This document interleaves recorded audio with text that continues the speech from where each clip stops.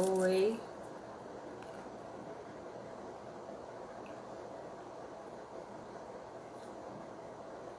Bom, gente, eu vou começar. Quem for chegando, seja bem-vindo. Hoje nós vamos fazer o capítulo 10, né, do livro da Clarissa Pinkola Estés, Mulheres que Correm com os Lobos. Nesse capítulo, nós vamos falar da história da La Llorona. O capítulo 10 é a respeito do sustento da vida criativa.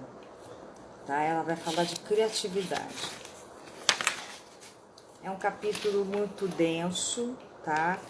E ela fala sobre muitas coisas interessantes. A história é pequenininha, a história até nem é grande, mas assim, tem muitas coisas importantes a respeito da criatividade. Antes de contar a história, ela começa a falar sobre a criatividade, né? Ela fala que a criatividade não é um movimento solitário. Nisso reside seu poder. O que quer que seja tocado por ela e quem quer que a ouça, que a veja, que a sinta, que a conheça, serão alimentados.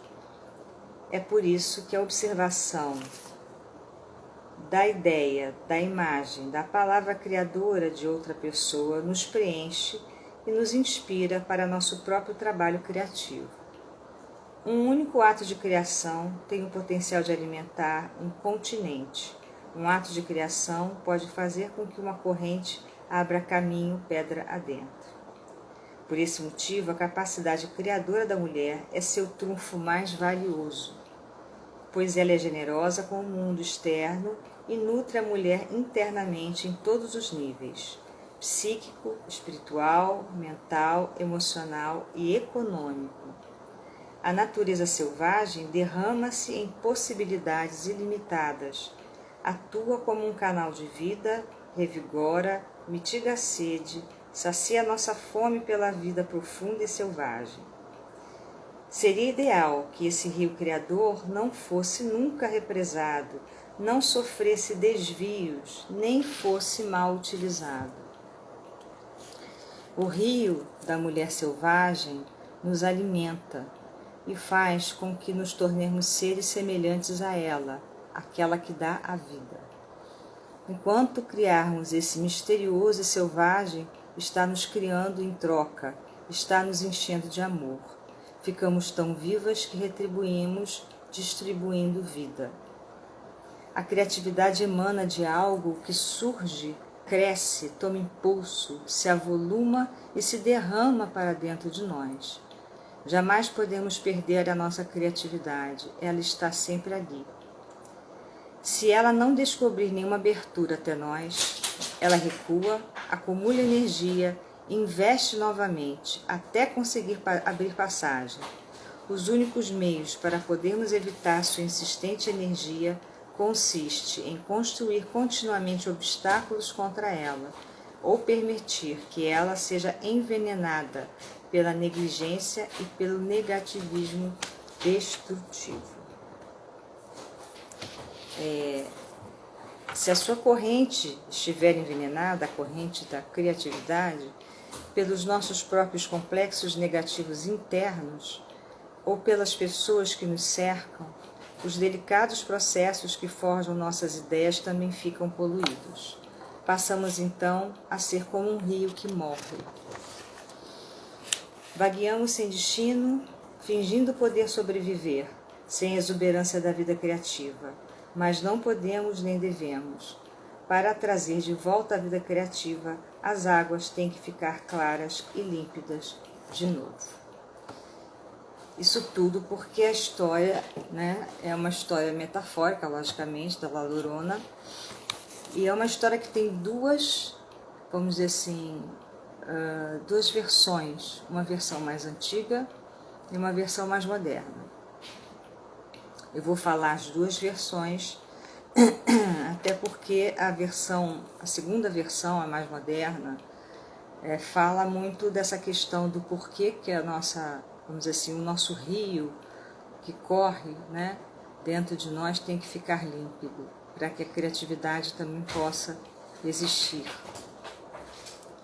Então, a história da La Llorona é que um homem rico, né, corteja uma mulher pobre e muito bonita, e ele a conquista. Ela casa com ele, lhe dá dois filhos, mas ele não quer se casar com ela. Um belo dia, ele comunica que ele vai voltar para a Espanha e vai se casar com uma moça rica, escolhida pela sua família, e que vai levar os filhos para lá com ele. A Llorona, a moça, né, fica fora de si e comete um ato insano. Ela vai se arrastando, desculpe, ela arranha o rosto do homem e arranha seu próprio rosto, rasgando as vestes dele e as suas próprias vestes, e apanha os meninos pequenos, corre para o rio com eles e lá os joga na correnteza. As crianças morrem afogadas e ela cai às margens do rio, cheia de dor, e morre. Bom, o marido casa com a mulher rica, né? E a alma da La Llorona vai para os céus. Lá o porteiro do céu diz para ela que ela não pode, quer dizer, que ela pode até entrar no céu, porque ela sofreu, mas que ela não pode lá entrar sem antes resgatar do rio as almas das duas crianças. E é por isso que se diz hoje em dia que La Llorona vasculha as margens dos rios com seus longos cabelos, que mergulha seus dedos compridos na água para arrastá-las no fundo à procura dos filhos. E é também por isso que as crianças vivas não devem se aproximar dos rios depois de anoitecer, porque La Llorona pode confundi-las com seus próprios filhos e levá-los embora para sempre.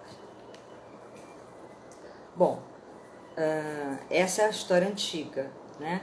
É uma espécie de uma história até meio aterrorizadora, né?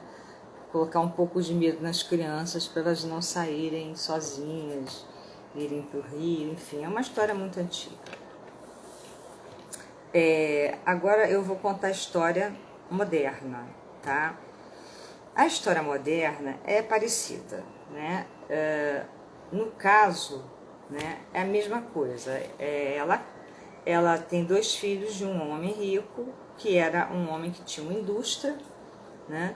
E ele acaba tendo dois filhos com ela, só que ele também não quer casar com ela. Durante a gravidez, ela bebe a água do rio, e esse rio é um rio poluído pelas indústrias desse homem. Então, os filhos dela nascem cegos e com os dedos unidos, porque o rio estava envenenado, né, pelos detritos da fábrica. Então, o que acontece? Ele casa com uma mulher rica que queria os objetos produzidos pela fábrica, e a Llorona, desesperada, joga os filhos no rio, né, porque eles iriam levar uma vida extremamente difícil, com aqueles defeitos todos. Depois ela caiu morta de tanta dor. Ela vai para o céu e São Pedro diz a ela que ela não poderia entrar enquanto não encontrasse as almas dos filhos. E ela procura o tempo todo seus filhos no rio poluído, mas ela mal chega a ver alguma coisa de tão escura e suja que é a água. E seus longos dedos de fantasma varrem o fundo do rio. Ora ela vagueia pelas margens chamando pelos filhos o tempo todo. Bom, então nós vamos falar da questão da poluição da alma selvagem. Primeiro ela vai falar sobre isso. Ela vai usar a imagem do rio, né, como a deteriorização do fluxo criador. Esse rio que está poluído, né? É um rio, vamos dizer assim, um rio como imagem do fluxo, quando o rio está limpo, do que pode ser criativo, do que pode ser, pode despertar em nós a criatividade. Então, ela fala do seguinte: que a mulher, né, ela tem uma ligação muito forte, né, com o seu ambiente psíquico, né, e que é necessário que você faça com que esse rio poluído, que seria o rio da criatividade, que ele consiga se limpar. E ela fala que o que seria essa, vamos dizer assim, essa sujeira, né? O que está significando, o que está simbolizando essa sujeira, né? Tudo aquilo que a gente, vamos dizer assim, aprende, principalmente com relação às pessoas que falam, às vezes, por exemplo, você não vai fazer isso tão bem, você não é capaz, para que você vai fazer isso? Enfim, ela fala da opinião dos outros, ela fala de coisas que nós evitamos, porque nós temos uma baixa autoestima, né? Então nós ficamos arrumando desculpas e toda vez que nós começamos alguma coisa nós não terminamos. Vem um impulso de fazer uma coisa interessante, você mesma poda o seu próprio, vamos dizer assim, instinto de criação, né? Isso é muito perigoso, né? A vida criativa da mulher, ela acaba fabricando produtos do ego que não tem nenhum valor psicológico duradouro. Isso é perigoso. São pressões que às vezes são originadas na cultura e que lhe dizem que suas ideias são inúteis. Ela fala sobre isso. E que ninguém vai se interessar por elas.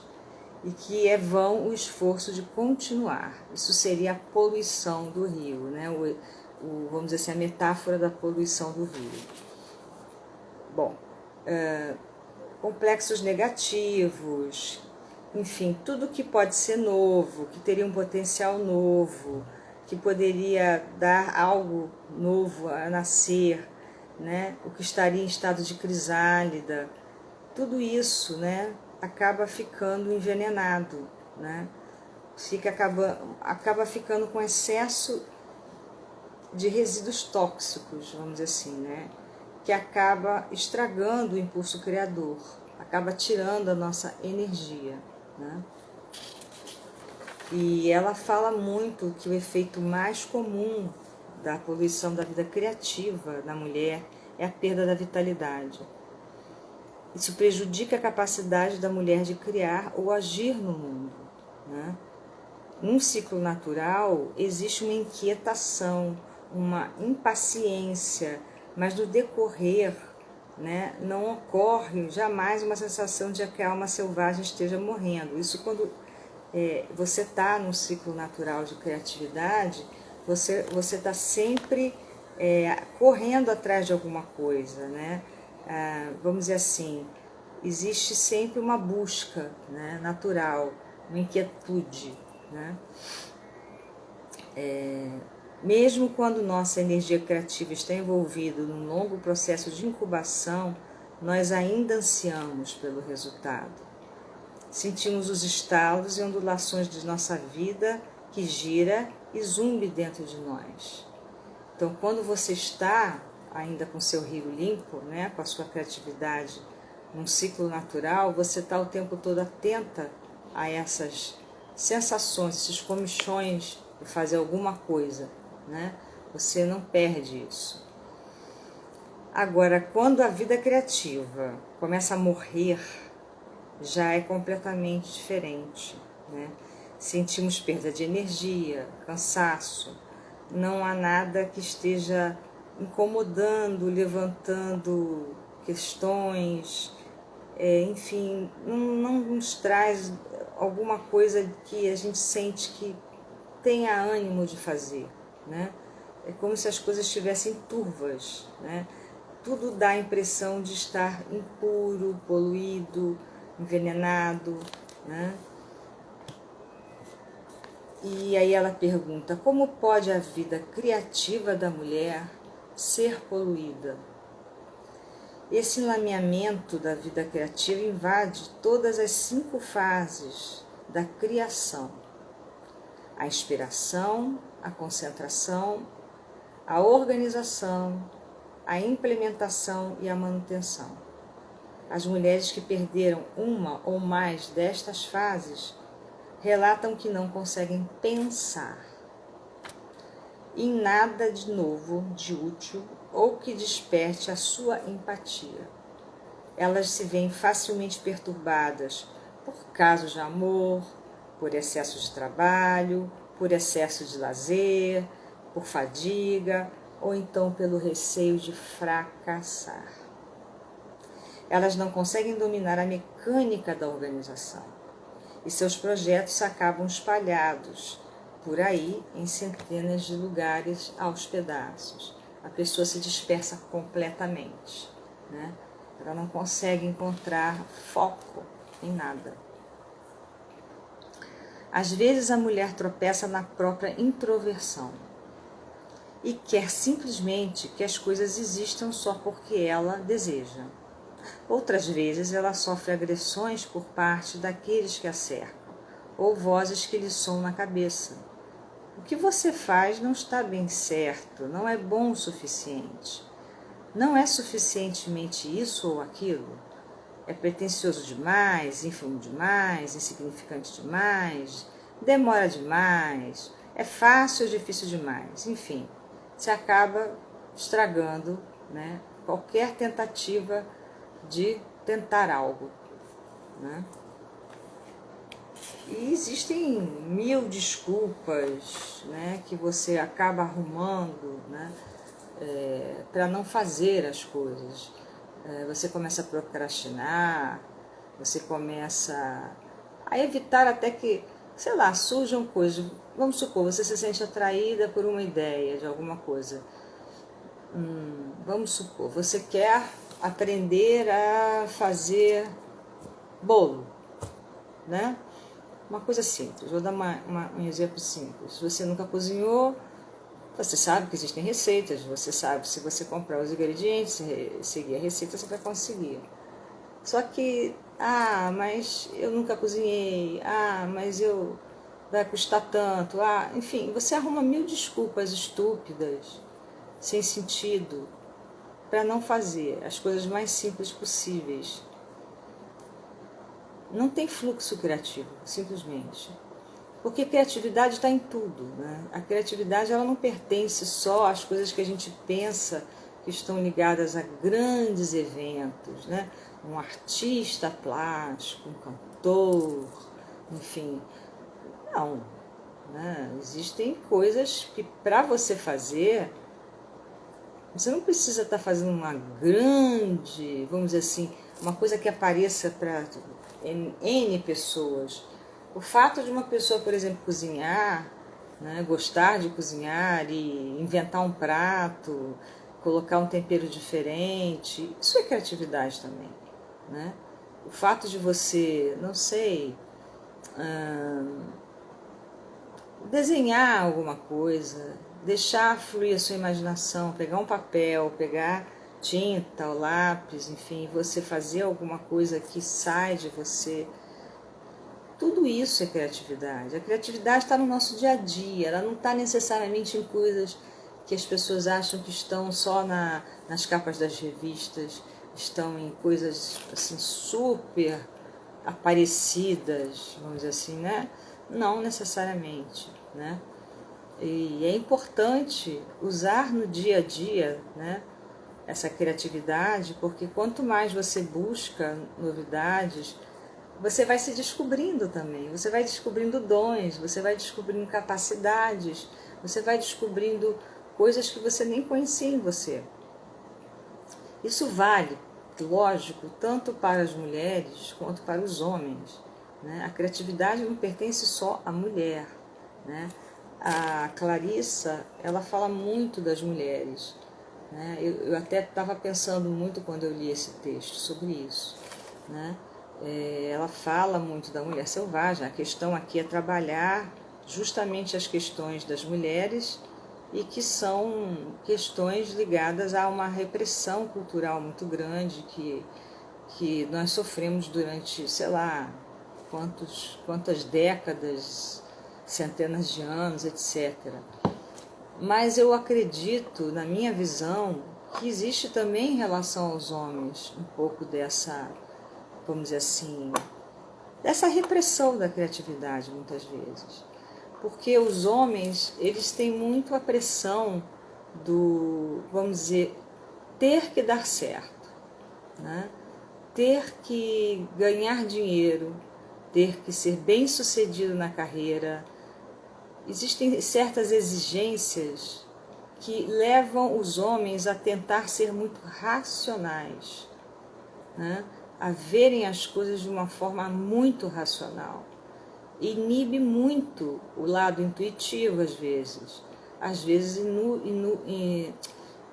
também inibe o lado criativo, né? Porque quantas pessoas às vezes querem fazer carreiras, quantos homens, né, querem fazer carreiras que, entre aspas, para a sociedade, até hoje, por incrível que pareça, ainda não é carreira de homem, né? Não vai dar dinheiro, talvez não consiga, né, ter sucesso. Por exemplo, um rapaz chega na época do vestibular e fala assim, eu queria fazer teatro. E os pais, como assim vai fazer teatro? Né? Você tem que fazer uma carreira tipo engenharia, medicina, direito. As pessoas ainda têm esse tipo de pensamento. Infelizmente isso não existe. Né? Quer dizer, às vezes o cara é super criativo e, no entanto, ele é podado. Né? Se ele não tiver coragem também de despoluir, né, a cabeça dele em relação a todas essas coisas, ele acaba entrando no esquema da sociedade. Eu acho que a nossa sociedade ainda é muito, muito preconceituosa em relação a muitas coisas. Em relação às mulheres, mas também em relação aos homens, com certeza. Né? Então, a proposta dela aqui com relação a prestar atenção, né, às coisas que você precisa, que a sua alma precisa, né, a limpar o seu rio, né, eu acho que vale para os dois, na minha opinião. Né? Eu acho que vale para todos nós, na verdade. Né? Tentar evitar esses pensamentos que podam os nossos desejos, porque os nossos desejos também são os criadores da nossa criatividade, com certeza. Criatividade tem base no desejo, tem base no que você tem vontade de fazer, desejo, amor por alguma coisa, às vezes que está dentro de você, que você viu desde pequeno, que você admirou, que você queria fazer, que você, enfim, tem vontade de criar, você tem uma inspiração em algum tipo de pessoa que você, um ator, um cantor, pode ser até um chefe de cozinha, por que não, né? E as mulheres a mesma coisa, né? Pode ser uma admiração até por uma figura pública, pode ser sei lá, um médico. Existem milhares de pessoas que nos inspiram, né? E que às vezes tocam as nossas almas, né? E a gente, aquilo parece que dá um brilho, né? Nossa, eu queria fazer isso aí, eu tenho vontade de fazer isso aí, né? Eu queria saber como é que é, né? Às vezes é uma curiosidade apenas, mas nem sempre é só curiosidade, né? Despertou algo que na verdade já estava aqui, né? Já existia aqui dentro. Então a gente tem que tomar muito cuidado com isso, né? Bom, aí ela continua falando sobre essa questão dos complexos psicológicos negativos, né? Que se erguem e questionam o seu valor, a sua intenção, a sua sinceridade, o seu talento, né? Eles também lhe enviam mensagens no sentido de afirmar inequivocamente que você deve trabalhar para ganhar a vida. Né? Isso que eu acabei de falar, né? Essa questão do ganhar dinheiro, quer dizer, a profissão tal será que vai me dar dinheiro, a família também cobra, os amigos cobram, enfim. Fazendo coisas que a deixam exausta, que não lhe permitem nenhum tempo para criar, que destroem a sua vontade de imaginar. Então, a criatividade gira em torno da promessa feita ao self, da alma, que terá tempo para criar, em algum ponto no futuro remoto, ou da promessa de que quando tivermos alguns dias livres, a agitação afinal começará. Isso é tolice. O complexo não tem nenhuma intenção semelhante. É apenas um meio de abafar o impulso criativo. Isso é uma forma de sabotar, né? Essa coisa de dizer que você um dia vai ter tempo para fazer aquilo. Você deixa procrastinar, você deixa as coisas passarem, você deixa a vida te levar ao invés de você levar a sua vida. Bom, ela fala muito também dessa questão do só se, né? Que é uma coisa incrível, a gente faz muito isso, né? Tipo assim, você só pode fazer tal coisa só se você tiver dom para papapá. Você só pode fazer não sei o quê só se você for elogiado por não sei quem. Você só pode fazer isso só se essa sua obra sair em tal revista científica. Esse só se, a gente às vezes usa muito e acaba não fazendo nada, né? O que significa isso? Quer dizer, você acaba entupindo a sua alma com alimentos que não nutrem, né?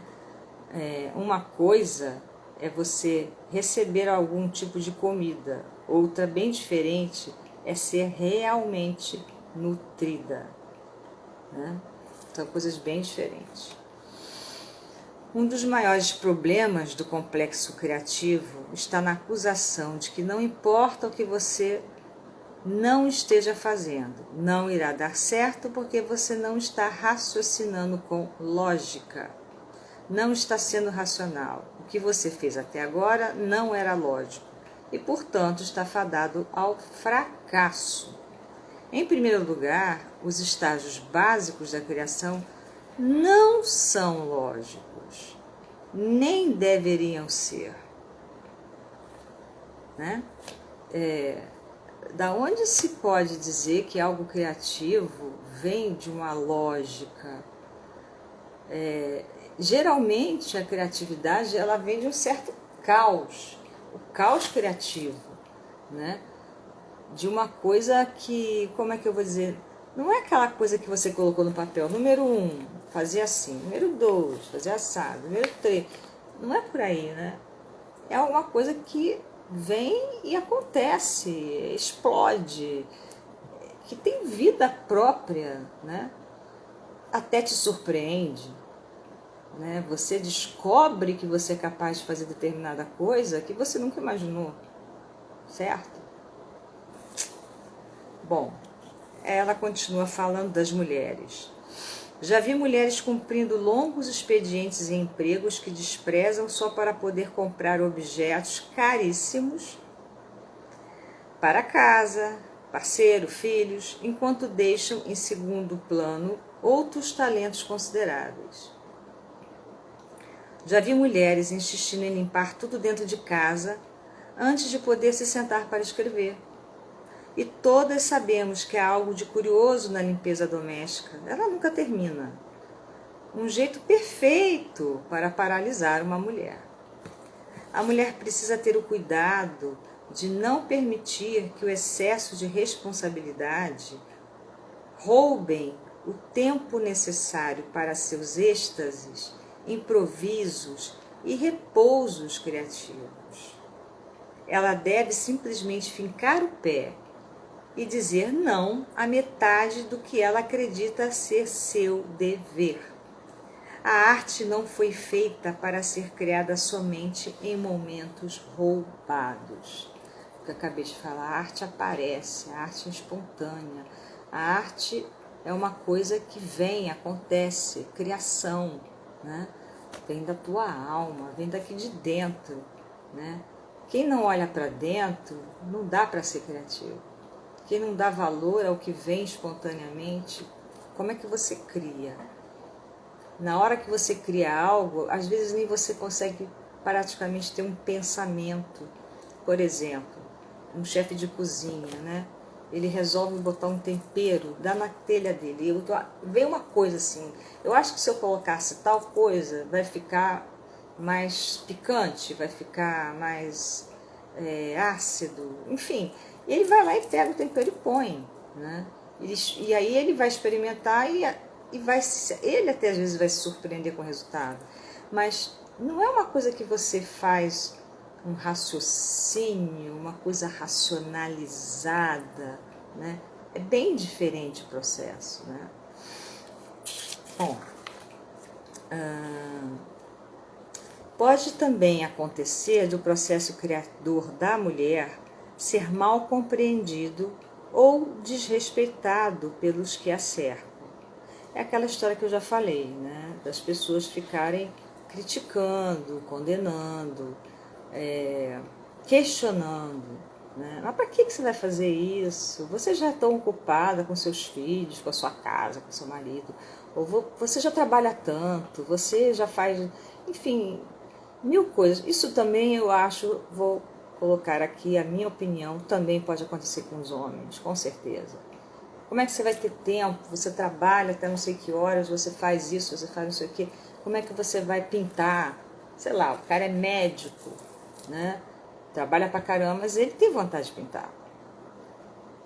Aí ele vai deixar de fazer uma coisa que até pode ajudá-lo, né, a se desestressar. Porque quando você cria, aquele momento é um momento tão seu, é um momento tão assim, de satisfação, de prazer, que na verdade não é trabalho, né? É uma realização. Então a questão não é que você não tem tempo, que você é ocupado, que você... E como fica esse teu lado do prazer, esse teu lado da tua realização pessoal, de depois olhar para aquilo que você, por exemplo, pintou e ver que você fez aquilo, que aquilo tá bacana, que aquilo, sei lá, te agrada, né? Que aquilo foi você quem fez, né? Enfim. Ela continua falando das mulheres. A mulher pode agir assim consigo mesma, ao descartar suas ideias até que toda a animação se esgote. Ao não fazer questão quando as outras pessoas se esgueiram, levando seus materiais e instrumentos de criação, ao cometer o simples deslize de não comprar os equipamentos corretos para executar corretamente o seu trabalho criativo, ao parar e recomeçar tantas e tantas vezes, permitindo que todo mundo a interrompa à vontade, que o projeto acaba em ruínas, né? Parece que tem gente que não consegue, né, continuar nada, de novo, né? Sempre tem alguém que chega ali, preciso conversar com você. A gente precisa nesses momentos saber que esse momento é nosso, né? Que não é um momento que alguém possa interromper. Criar é algo muito sério, né? É pior que né? Deveria ser, pelo menos. Nós deveríamos saber o quanto isso é sério para nós, né? E que você não deve se deixar interromper. Você não deve se deixar nesse momento que ninguém venha tirar tuas ideias, tua criatividade, esse momento que você está conseguindo colocar ali, tua alma, né? Bom, então ela compara de novo, né, essa criatividade com o rio, né? E ela fala que, portanto, quando esse rio morre, ele já não tem sua correnteza, sua força vital, né?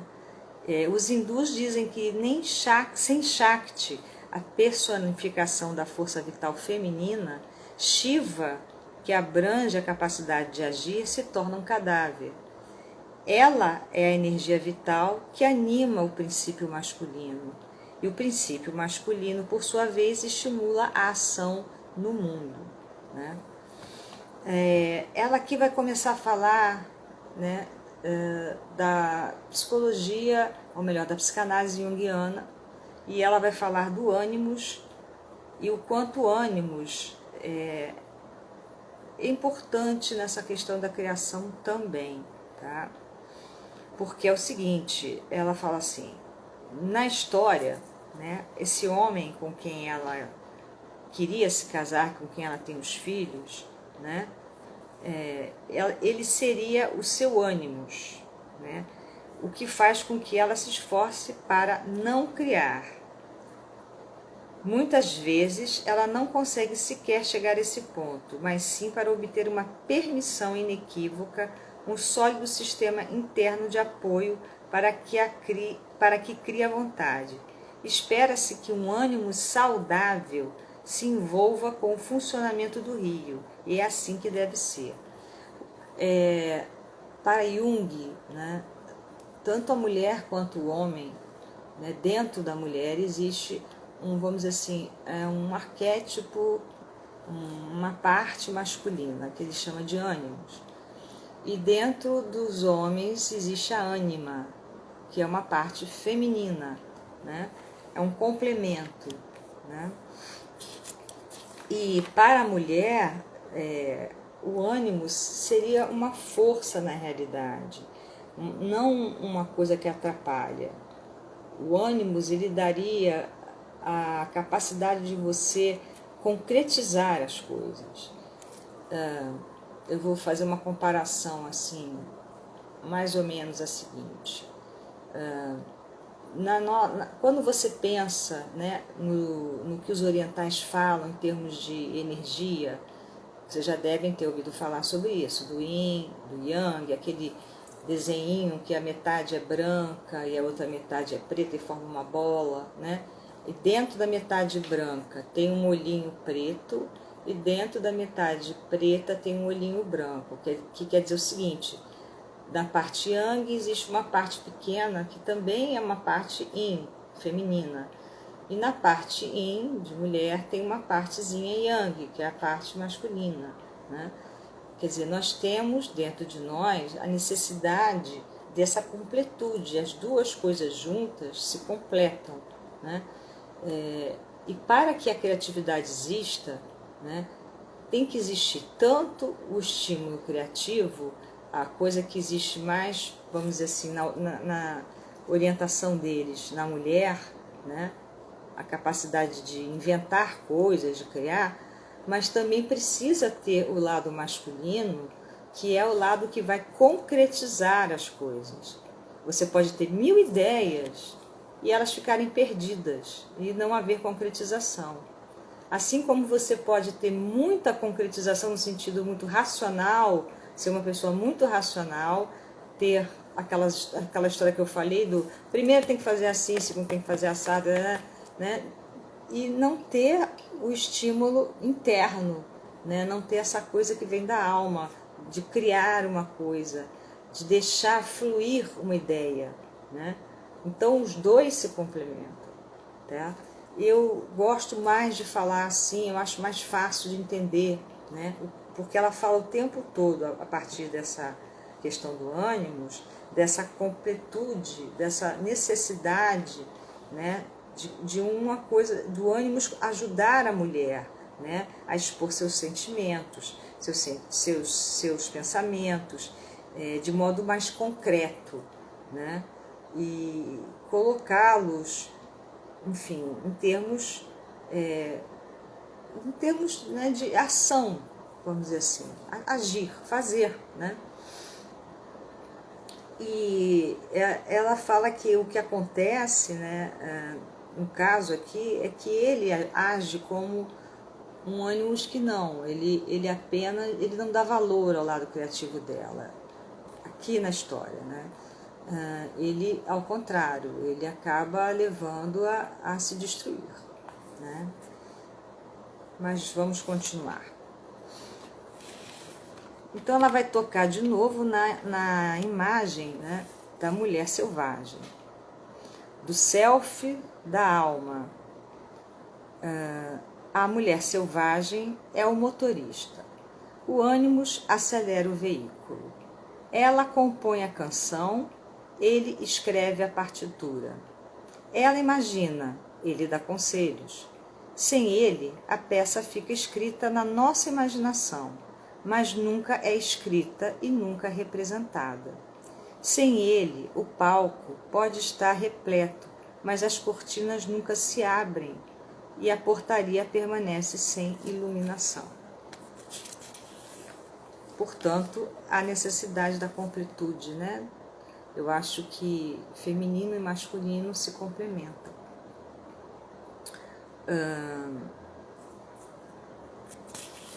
Vamos ver mais aqui o que a gente pode, né? Bom, portanto, em vez de ser a natureza da alma da mulher, o ânimos ou a natureza contrassexual da mulher é uma profunda inteligência psíquica com capacidade para agir, que viaja de um lado para o outro entre os mundos. Essa força tem a capacidade de expressar e encenar os desejos do ego, de executar os impulsos e ideias da alma, de despertar a criatividade da mulher de uma forma manifesta e concreta. O aspecto principal do desenvolvimento do ânimos é a real manifestação de pensamentos, impulsos e ideias muito particulares. Se ele for negligenciado na vida psíquica da mulher, ela irá se atrofiar. Ok. Gente, eu aconselho quem tiver tempo, ler esse capítulo, porque é muito rico, tá? Eu estou fazendo, sinceramente, eu sei que tá tendo bastante conteúdo, mas eu estou tentando aqui, é meio difícil você fazer, enxugar demais, porque são muitas coisas, e é muito importante esse capítulo, eu acho assim muito rico, né? Muito, muito rico. E ela fala ainda, contando da história da Lorona, né, que quando o ânimo se transformou numa ameaça, no caso da história, a mulher perde a confiança nas suas decisões, né? À medida que seu ânimo se vê enfraquecido pela sua parcialidade, a água do rio passa de algo que é essencial à vida para algo a ser abordado com a mesma precaução com que abordamos um assassino de aluguel. Ocorre então a fome na terra e a poluição no rio. Criar é creare em latim. Significa produzir, fazer, vida, produzir algo onde antes não havia nada. É o ato de beber água do rio poluído que provoca a suspensão da vida interior e, por conseguinte, da exterior. Na história, essa poluição gera a deformação dos filhos, e esses filhos simbolizam as novas ideias e ideais. Os filhos representam a nossa capacidade de produzir algo onde antes não havia nada. Podemos reconhecer que essa deformação do novo potencial está ocorrendo quando começamos a questionar a nossa capacidade, especialmente o nosso direito de pensar, agir ou ser. Bom, ela continua. Quando o ânimos sofre danos por parte de todas as inúmeras forças da cultura, algo de desgastante, de mesquinho, ou uma espécie de entorpecimento de algumas pessoas que chamam de neutralidade, se interpõe entre o mundo interno da psique e o mundo externo, da página em branco, da tela intocada, da pista de dança, da sala da diretoria, da plateia à espera. Esse algo coagula o rio, impede o pensamento, emperra a caneta e o pincel, trava as articulações por um tempo interminável, abafa as novas ideias e assim sofremos. Ocorre um estranho fenômeno, então, com a psique. Quando a mulher sofre de um ânimos negativo, qualquer esforço no sentido de um ato criativo aciona esse ânimos para que ele a agrida. Ela apanha a caneta para escrever e a fábrica vomita seu veneno sobre o rio.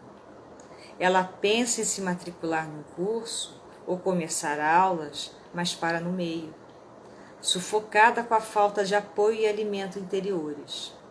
A mulher acelera, mas não para de recuar. Há mais desenhos de bordados não terminados, mais canteiros de flores não concretizados, mais caminhadas não feitas, mais bilhetes não escritos só para dizer eu me importo com você, mais línguas estrangeiras jamais aprendidas, mais aulas de músicas abandonadas, mais tecidos suspensos no tear, numa espera interminável. Essas são as formas deterioradas da vida. São os filhos envenenados de La Llorona. Aí chega a parte mais difícil, segundo ela. Temos de entrar na lama e procurar por isso tudo, como La Llorona. Temos de dragar o rio, à procura da nossa vida da alma, da nossa vida criativa. E ainda mais uma tarefa, também árdua. Precisamos purificar o rio, que La Llorona possa ver, para que ela e nós possamos encontrar a alma das crianças e nos sentirmos em paz para criar novamente. Essa tentativa de limpar o rio, né, é uma tentativa árdua. É ter que assumir todos esses complexos internos, tudo isso que está poluindo o nosso rio criativo. E que muitas vezes não é fácil da gente se deparar. São coisas desagradáveis, são coisas tristes, são coisas doídas, são coisas que foram ditas por pessoas importantes para nós na vida, às vezes pais, às vezes irmãos, parentes, amigos, professores, enfim, pessoas que passaram pelas nossas vidas e que, não porque elas quisessem de propósito, mas enfim, talvez elas até vivessem também assim, já com os seus rios poluídos, né? Não conseguindo olhar para os nossos rios de outra forma, né? E acabam também poluindo os nossos rios, né? A gente tem que tomar muito cuidado com isso. E o trabalho de limpar esse rio não é mole, né? Tirar tudo aquilo que está lá poluindo é complicado. Pede muita coragem, pede muita obstinação e muito amor próprio, né?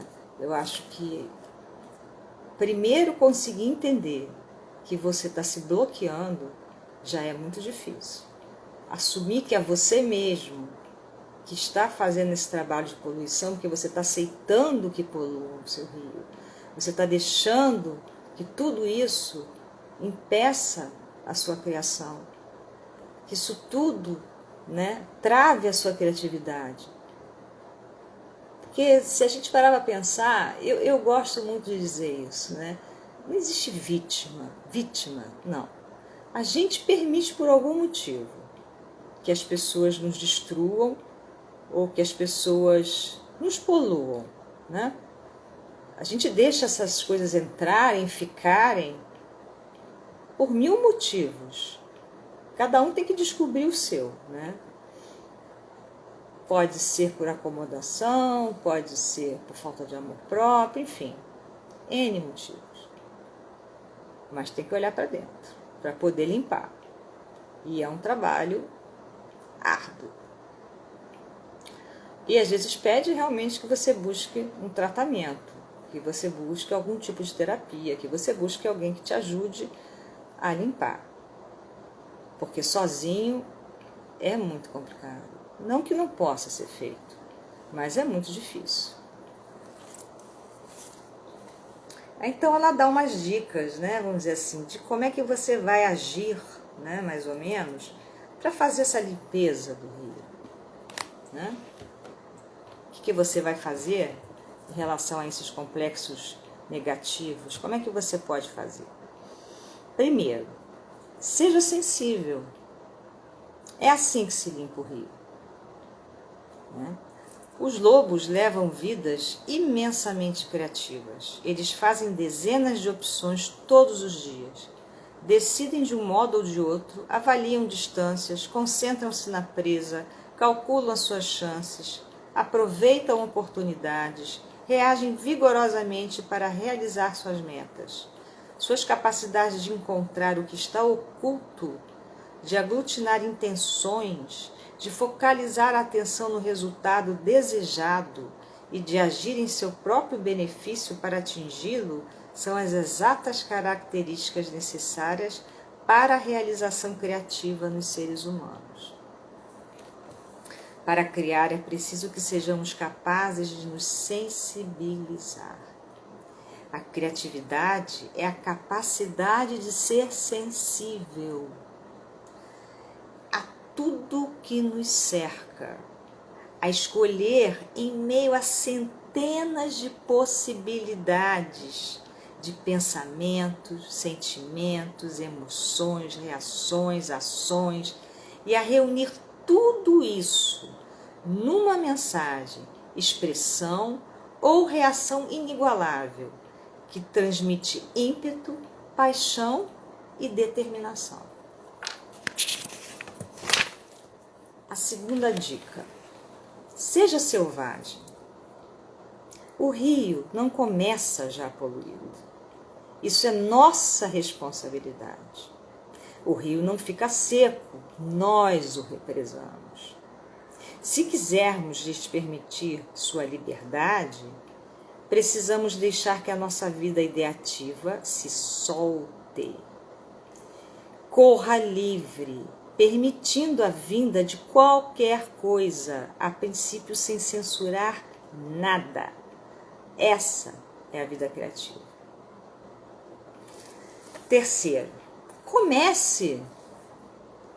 Se você se você tiver medo, tiver receio de fracassar, digo-lhe que comece já. Fracasse se for preciso. Recupere-se, recomece. Se fracassar de novo, fracassou. E daí? Comece novamente. Não é o fracasso que nos detém, mas é a relutância em recomeçar que nos faz estagnar.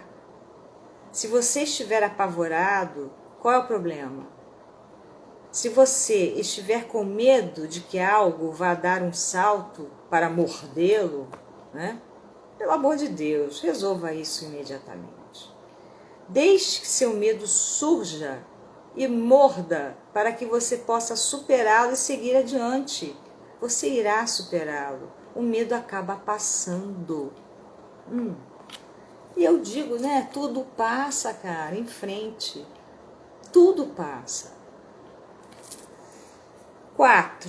Proteja o seu tempo. Aí é aquela velha história que eu estava falando, né? Eu hoje tenho que, sei lá, levar as crianças na escola, depois eu tenho academia, depois... Você tem 1000 desculpas para fazer as coisas e não fazer, né? Dê prioridade ao seu tempo criativo, né? Aquele tempo é seu para que você se expresse. Então, cuide do seu tempo. A outra, proteja a sua vida criativa. Se você quiser evitar a alma faminta, né, que ela fala nos outros textos, não sei quem viu, quem não viu as outras lives, né, aquela coisa que você fica com aquele desejo guardado, aquele desejo daquela coisa que você criou e perdeu, o sapatinho, né, da menina dos sapatos vermelhos, que ela fez os sapatos, ela criou os sapatos e foram tirados os sapatos dela porque eram feios, sujos, mas foi ela quem criou. E depois ela ficou eternamente atrás de sapatos vermelhos, mas que não eram os sapatos dela. E você vai buscando coisas que não tem nada a ver com a sua criatividade, no final das contas. Isso é muito perigoso, né? Então ela fala, chame o problema pelo seu verdadeiro nome e trate de consertá-lo. Pratique a sua atividade todos os dias. Outra, sexta, forje seu verdadeiro trabalho, construa aquele abrigo de carinho e conhecimento, transfira sua energia de um lado para o outro, insista em atingir um equilíbrio entre a responsabilidade e o êxtase pessoal. Proteja a alma, insista numa vida criativa de qualidade. Alimente a sua vida criativa. Quando o rio estiver novamente limpo, ele estará livre para correr. A produção criativa da mulher aumenta e daí em diante continua em ciclos naturais de aumento e redução. Nada será enlameado ou destruído por muito tempo. Quaisquer agentes de contaminação que ocorram naturalmente serão neutralizados com eficácia. Bom, aqui estamos terminando a história de La Llorona e todas as conclusões a respeito da criatividade ligadas a essa história. A segunda parte eu vou fazer na semana que vem, na segunda-feira, que é sobre a menina dos fósforos. Ela vai continuar falando sobre a questão da criatividade. Eu espero que vocês tenham curtido. Eu agradeço muito a vocês que assistiram. Agradeço a quem ainda vai assistir, porque vai ficar no IGTV. Muito obrigada. Boa noite. Namastê. Tchau, gente.